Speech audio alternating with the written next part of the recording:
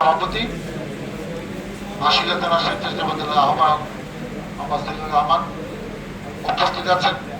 স্বেচ্ছাসেবক দল ঢাকা জেলা আশুলিয়া থানা এবং ইউনিয়ন ওয়ার্ড পর্যায়ে বিভিন্ন পদের নেতৃবৃন্দ, বিএনপি অঙ্গ সংগঠনের বিভিন্ন পদের নেতৃবৃন্দ, আসসালামু আলাইকুম।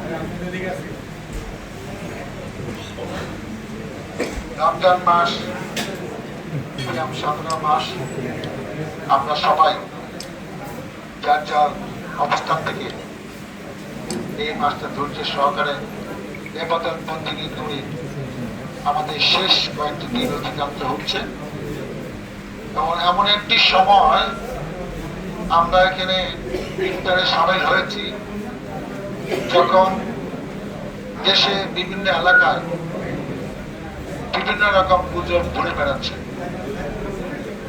আমরা কিন্তু এখনো জানি না যে আসলে নির্বাচনটা কবে হবে। কখনো মনে হচ্ছে যে নির্বাচন হয়তো ডিসেম্বরের মধ্যে হয়ে যাবে, আবার কখনো মনে হচ্ছে যে এই সরকার সত্যি সত্যি আন্তরিক এখনো হতে পারে নাই যে এই বছরেই নির্বাচন তারা দিতে চাচ্ছে। হয়তো আরো কিছুদিন সময় নিতেও পারে, কিন্তু আমাদের মনে যেটা শঙ্কা যে নির্বাচন কবে হবে হোক, সংস্কার কিছু করে হোক, কিন্তু আমাদের যেটা মূল দাবি ঈদের পরে এপ্রিল মাসের মধ্যে আমরা নির্বাচনের দিনক্ষণ জানতে চাই। তারিখ ঘোষণা করুক, অন্তত মাস বলে দেখ যে অমুক বছরে অমুক মাসে জাতীয় সংসদ নির্বাচন অনুষ্ঠিত হবে। তাহলে আমরা একটু আশ্বস্ত হতে পারবো যে সরকার যেহেতু ঘোষণা দিয়েছে অতএব নির্বাচন এবার হবে। কিন্তু এখন পর্যন্ত যে অবস্থা চলছে যে নির্বাচন হবে না দেশে অন্য একটি অবস্থা তৈরি হবে, সেটা নিয়েও কিন্তু আমাদের সন্দেহ আছে।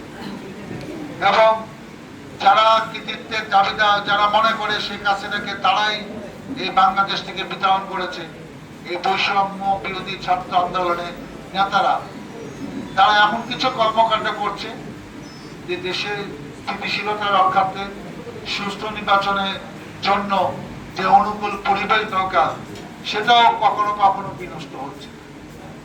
আমরা চাই আজকে 1500 বেশি ছাত্র শ্রমিক জনতা শহীদ হয়েছে, 22,000 ছাত্র শ্রমিক জনতা আহত হয়েছে, পঙ্গু হয়েছে। এদের আত্মত্যাগ যেন বৃথা না যায়। আমরা নতুন করে গণতন্ত্রকে ফিরে পেয়েছি, নতুন করে মনে হচ্ছে একটা স্বাধীন দেশে আমরা এখন এসছি, বসবাস করছি। অতএব সেইটার সুফল পেতে না পেতে দেশে অন্য কিছু হবে, এটা দেশের জনগণ মেনে নিবে না। জনগণ আবার প্রোগ্রাম দিতে পারবে এবং আমরা যারা 15, 16, 17 বছর যার যার অবস্থান থেকে কম বেশি কষ্ট করেছি, কেউ জেলে ছিলাম, কেউ মামলায় হাজার হাজার দিন আদালতে হাজিরা দিয়েছি, পালিয়েছিলাম, বাবা মা খোঁজ খবর নিতে পারি না, আত্মীয় স্বজন পরিজনের কোনো খবর নিতে পারি নাই। আবারও কিন্তু আমরা এরকম কাছাকাছি একটা অবস্থার মধ্যে আমাদেরকে আবার পড়তে হতে পারে। অতএব আমরা নিজেদের ঐক্যকে ধরে রাখবো।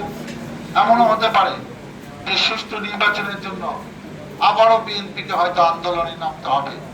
আবারও আমাদের প্রিয় নেতা দেশনেত্রী বেগম খালেদা জিয়া, যিনি ঈদের পরে দেশে ফিরে আসবেন বলে আমরা আশা করছি, দলের ভারপ্রাপ্ত চেয়ারম্যান তারেক রহমান যার নির্দেশে দল পরিচালিত হচ্ছে বিগত 15-16 বছর, তা ঐকান্তিক প্রচেষ্টায় দল আছে ঐক্যবদ্ধ এবং এতটা শক্তিশালী যেটা অতীতে কখনো আমরা দেখি নাই। অতএব আমাদের নেতা যখন যে নির্দেশ দেবে আমরা যার যার জায়গা থেকে ঐক্যবদ্ধভাবে আমরা সেখানে ঝাঁপিয়ে পড়বো এবং ইনশাল্লাহ বিএনপি ঐক্যবদ্ধ থাকলে এক বিএনপি দাবির কাছে নথি স্বীকার করে সরকার বাধ্য হবে নির্বাচনের একটা সুনির্দিষ্ট তারিখ ঘোষণা করতে। আজকে স্বেচ্ছাসেবক দলের কয়েকটি কথা আমি বলতে চাই। স্বেচ্ছাসেবক দলকে নিয়ে একটি ভালো সংগঠন, বিগত দিনে আন্দোলন সংগ্রামে আশুলিয়া থানা স্বেচ্ছাসেবক দল ভালো ভূমিকা পালন করেছে। এদেরকে আমি বেশিরভাগ নেতৃবৃন্দকে চিনি। আমি আশা করি ঢাকা জেলা পূর্ণাঙ্গ কমিটি হয়েছে স্বেচ্ছাসেবক দলের, অতএব অনতি বিলম্বে খুব শীঘ্রই 2-1 মাসের মধ্যে থানা কমিটি সাভারে 3টা ইউনিট আছে, সাভার পৌরসভা, সাভার থানা, আশিলা থানা। আমি এখানে জেলা সেক্রেটারি মোহন উপস্থিত আছেন।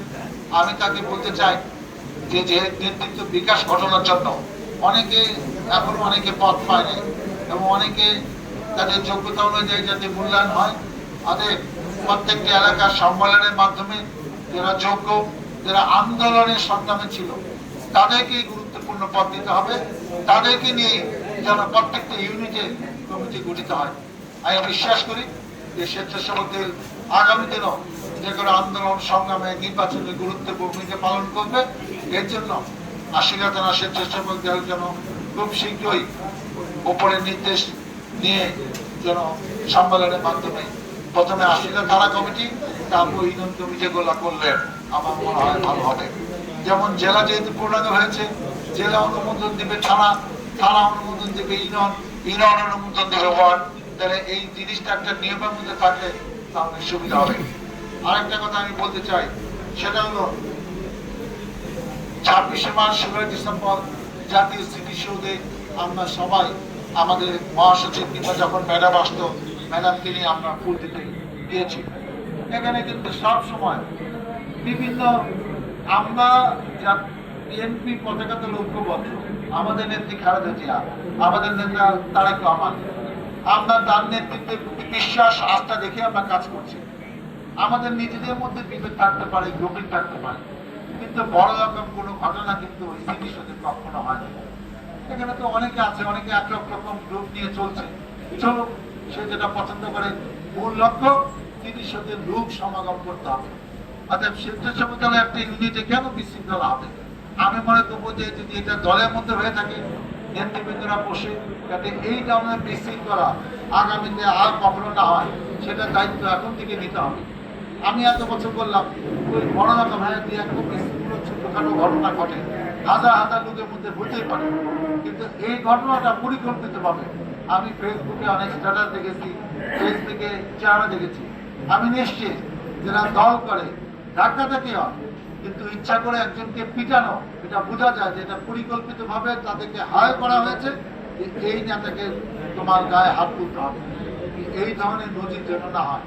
একটা হয়েছে, যারা সিনিয়র নেতৃবৃন্দ তাদেরকে বলবো তোমরা নিজেরা ঠিক করো, তাহলে এই জ্ঞানজাম যে অন্যান্য ইউনিয়নে ছড়িয়ে পড়বে না, তার কিন্তু কোনো নিশ্চয়তা কেউ দিতে পারে না। আমরা একটা কঠিন সময় অবস্থা করছি। আমাদের মূল লক্ষ্য বিএনপি ক্ষমতা অধিষ্ঠিত হবে। আমরা 15-16 বছর বাড়িতে থাকতে পারি না, এখনো সবার নামে কম বেশি মামলা আছে। অতএব সেই সময় আগেই আমরা নিজেরা কুন্দল করে যদি আবার নিজেদের মধ্যে বিশৃঙ্খলা করি, এটা খুবই দুঃখজনক হবে।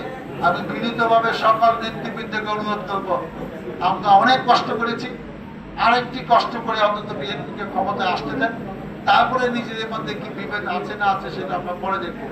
এর আগে নিজেদের মধ্যে বিভেদ করে এইবার যদি বিএনপি ক্ষমতা না আসতে পারে, কবে আসতে পারবো আমরা হয়তো দেখে নাও যেতে পারি। অতএব সেই ব্যাপারে আমরা যেন আন্তরিক থাকি। আমাদের প্রিয় নেতা তারেক রহমান ইনশাআল্লাহ ঈদের পরে কখন আসবে আমরা জানি না। তার নামে ইতিমধ্যে সমস্ত মামলা যেগুলা রায় ছিল, মিথ্যা রায়, সেগুলো প্রত্যাহার হয়েছে। এখন তার দেশে আসতে কোনো সমস্যা নাই। আমি আশা করছি 2-1 মাসের মধ্যে উনিও দেশে চলে আসবেন। আমরা ঐক্যবদ্ধ থাকতে চাই, ঐক্যবদ্ধ বিএনপি যে কোনো কিছু মোকাবেলার জন্য সর্বদা প্রস্তুত থাকবে এবং আমাদের এই নেতৃত্বেই আমরা মাঠে ময়দানে থেকে এই বিএনপিকে আবার ক্ষমতায় এনে যারা আমাদেরকে জুলুম অত্যাচার করেছে, যাদের কারণে আমরা এলাকায় থাকতে পারি নাই, তাদের বিচার প্রচলিত আইনে হবে। আর তা না হলে সরকার এসে আমরা জানি বাকি বিচার কিভাবে আমাদের করতে হয়, আমরা খুঁজে খুঁজে সেই সব বিচারের ব্যবস্থা ইনশাআল্লাহ এলাকাতে করবো প্রচলিত নিয়মে। এই আশা ব্যক্ত করে সবাইকে ধন্যবাদ জানিয়ে আগামী দিনে আন্দোলন সংগ্রামে নির্বাচনে সবকিছুতে আপনাদের সাথে আপনাদের পাশে আমি থাকবো, এই প্রতিশ্রুতি ব্যক্ত করে শেষ করছি। আল্লাহ হাফেজ। বাংলাদেশ জিন্দাবাদ। শহীদ জিয়া অমর হোক। খালেদা জিয়া জিন্দাবাদ। তারেক রহমান জিন্দাবাদ।